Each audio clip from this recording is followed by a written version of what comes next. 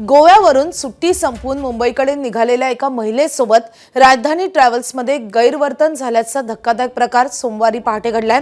ही महिला छत्रपती संभाजीनगर इथली असल्याचं समजतंय।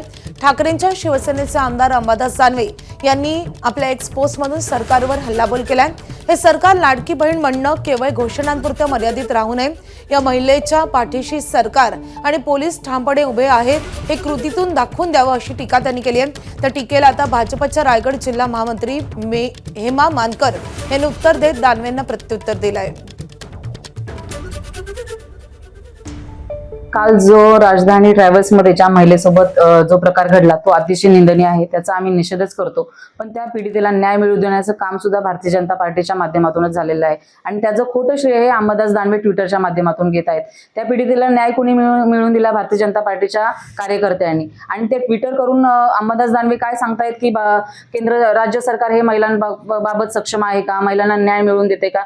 महिलांबाबत सक्षमच आहे म्हणून तर त्या पीडितेला लगेच न्याय मिळाला ना। जे महायुतीचं सरकार असेल ते महिलांबाबत सक्षमच आहे आणि ते महिलांसाठी चांगलंच काम करते म्हणून तर त्या पीडितेला चांगला सक्षम न्याय मिळाला आहे। स्लीपर बस आहे, यातून ती महिला प्रवास करत होती।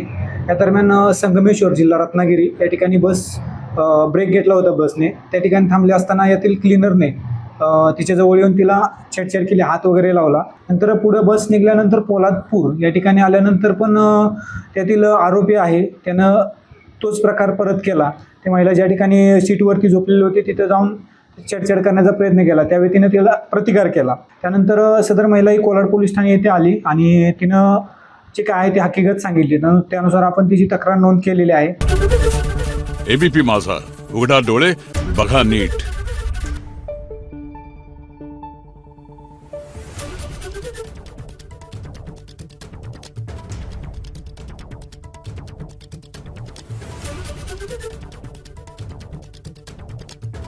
Thank you.